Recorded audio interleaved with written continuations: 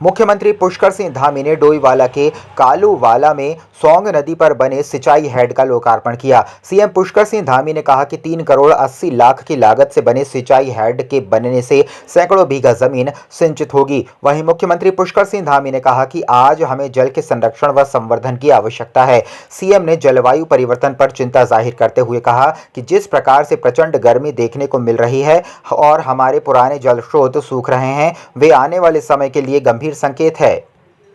संरक्षण हमारे जो स्रोत हैं, जो पीढ़ी दर पीढ़ी स्रोत चले आ रहे थे, जिनसे हमको जल भी मिलता था, जीवन भी मिलता था, वो धीरे धीरे लगातार कम होते जा रहे हैं। ये हमारे लिए बहुत बड़ी चुनौती है।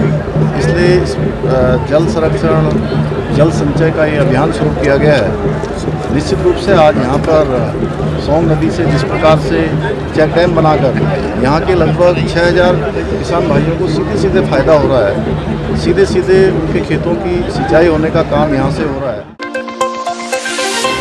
भले ही हरियाणा के पूर्व कैबिनेट मंत्री ने उत्तराखंड के मंगलौर से भाजपा पार्टी से टिकट हासिल कर लिया हो, पर जीत को लेकर अभी संशय बरकरार है, क्योंकि मंगलौर विधानसभा में गुज्जर वोट की संख्या 9000 के करीब है, जिसके दम पर गुज्जर समाज से ताल्लुक रखने वाले करतार सिंह भड़ाना अपनी जीत का दम भर रहे हैं। वहीं गुज्जर समाज के कुछ लोगों ने अपनी ही बिरादरी के नेता करतार सिंह भड़ाना को नकारते हुए बहुजन समाज पार्टी के प्रत्याशी उबैदुर रहमान उर्फ मोंटी को समर्थन देने की बात कही है। नेता वही चाहिए जो हमारे यहाँ बीच में रहा, जो हमारे दुख सुख में हुआ। हमारे परिवार में कोई मौत हो जा तो बढ़ाना, तो आज लो हमारे किसी परिवार में मौत में नहीं आया, ना हमारी किसी शादी में आया, ना हमारे किसी दुख में, ना सुख में। तो अब समाज अपनी जगह है, लेकिन अपनी पीड़ा भी तो अपनी जगह हो। अब ये नहीं है कि उसका तो सबसे पहले कर्तव्य बना अपने समाज में दुख सुख में आना। हमारी बिरादरी इतनी कमज़ोर नहीं है, बाहरी आदमी नहीं वोट देने का। ये आदमी सज्जना हम इस परिवार से लगा हुआ पहले से ही। हमारी गुज्जर बिरादरी बहुमत में इनकी साथ में रहेगी। मोंटी भाई को जिताएगा विधानसभा में भेज देंगे। 9000 वोट 6000 डल जाएंगे, 1000 भागोंगे उन्हें बता। चाहो काजी जी पर चल जाओ, चाहो बटाना जी पर चल जाओ, जाती नहीं है कि भी शरीर मोंटी भाई पर पड़ नहीं है। भाजपा ने चमोली जिले की बद्रीनाथ व हरिद्वार जिले की मंगलौर विधानसभा सीट के उपचुनाव के लिए अपने प्रत्याशियों की घोषणा कर दी है। बद्रीनाथ सीट से पूर्व विधायक राजेंद्र सिंह भंडारी व मंगलौर से करतार सिंह भड़ाना को प्रत्याशी बनाया गया है। बता दें कि भाजपा ने दावेदारों का पैनल केंद्रीय नेतृत्व को भेजा था और देर रात प्रत्याशी घोषित कर दिए गए। भाजपा ने बद्रीनाथ व मंगलौर में होने वाले उपचुनाव के लिए पर्यवेक्षकों की तैनाती की थी। आज हमारे प्रत्याशी घोषित किए गए हैं। जल्द ही हमारे प्रत्याशी अपने नामांकन की तैयारी कर रहे हैं और जल्द ही उनके नामांकन भी जल्दी किया जाएगा। हरिद्वार लोकसभा से सांसद निर्वाचित हुए त्रिवेंद्र सिंह झबरेड़ा पहुंचे और वहां कार्यकर्ताओं का धन्यवाद व्यक्त किया। उन्होंने कहा कि वे आभारी हैं उन मतदाताओं के जिन्होंने उन्हें मत देकर सांसद बनाया। साथ ही उन्होंने मंगलौर उपचुनाव को लेकर सभी भाजपा के कार्यकर्ताओं से आह्वान किया कि सभी लोग अब मंगलौर उपचुनाव को लेकर मंगलौर के भाजपा प्रत्याशी को जिताने में जुट जाएं। साथ ही निकाय चुनाव को लेकर भी भाजपा के प्रत्याशियों को जिताने की तैयारी शुरू कर दें। तमाम जो मतदाता हैं अपने कार्यकर्ताओं के माध्यम से उनका आभार प्रकट करने के लिए कार्यक्रम हो रहे हैं, लेकिन संयोग से स्थानीय निकाय के भी चुनाव होंगे आने वाले समय में और मंगलौर विधानसभा की आचार संहिता लग चुकी है, यानी कि उसके अब बहुत जल्दी 2-3 दिन में नॉमिनेशन प्रारंभ हो जाएंगे। तो हम ये चाहते हैं कि हमारे कार्यकर्ता एकजुट होकर के और मंगलौर विधानसभा का जो उपचुनाव है उसके लिए जुटें, उसके लिए जीत के लिए रणनीति बनाएं।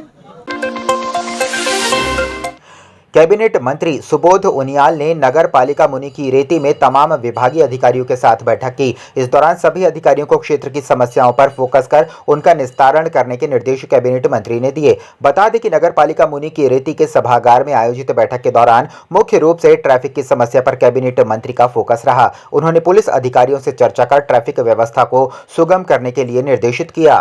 ट्रैफिक कंट्रोल किया जाए और ट्रैफिक कंट्रोल करके बहुत भारी जाम की यहाँ पे व्यवस्था बन जाती है और जिस कारण आने वाले समय में संभावना ये भी है कि टूरिस्ट जब 8-8 घंटे जाम में रहेगा तो कहीं ना कहीं यहाँ के टूरिज्म सेक्टर पे इसका असर पड़ेगा। तो किस तरह से ट्रैफिक प्लान बना करके केदारनाथ जाने वाले लोगों को पीटीसी शिवपुरी मार्ग से यहाँ से नीरगढ़ मार्ग से निकाला जाए और तमाम तरह के जो प्लान बन सकते हैं, पार्किंग बन सकती है, उसको एक्सरसाइज करने के लिए कहा गया है। इसके अलावा सिंचाई विभाग को कहा गया कि बरसात से पहले नालों को पूरा कर ले। साथ ही साथ जो बिलों का मामले में जो बेतरतीब बिल जिससे अब चल रहे हैं, अब तक 30, 40, 50 हज़ार के बिल आ रहे हैं, उनको तत्काल 1 महीने के अंदर उसका निराकरण करने का। अंबेडकर जन सेवा समिति के अध्यक्ष एवं पूर्व कार्यवाहक चेयरमैन मैकू लाल ने पत्रकारों को जानकारी देते हुए कहा कि अंबेडकर नगर वार्ड क्रमांक 1 में स्थित अंबेडकर पार्क को कुछ लोगों द्वारा रामलीला मैदान या रामलीला प्रांगण कहकर संबोधित किया और लिखा जा रहा है, जिसे दलित समाज किसी भी कीमत पर बर्दाश्त तो नहीं करेगा। उन्होंने कहा कि दलित समाज ने काफी संघर्षों के बाद इस अंबेडकर पार्क का निर्माण कराया था, जिसमें बाबा साहब भीमराव अंबेडकर की मूर्ति भी लगी हुई है। कि हम लोगों ने इसको बड़े संघर्ष के बाद इसको अंबेडकर पार्क घोषित करवाया था और बाबा साहब की मूर्ति लगवाई, लेकिन कुछ शरारती तत्व इसके लिए रामलीला ग्राउंड घोषित करने पर लगे हुए हैं। कुछ शरारती तत्वों ने, कुछ मनवादी लोगों ने वहाँ पर रामलीला करवाना शुरू कर दिया। तो हमारा विरोध है कि वहाँ पर इसके लिए रामलीला ग्राउंड ना कहीं लिखा जाए और ना कहीं बोला जाए।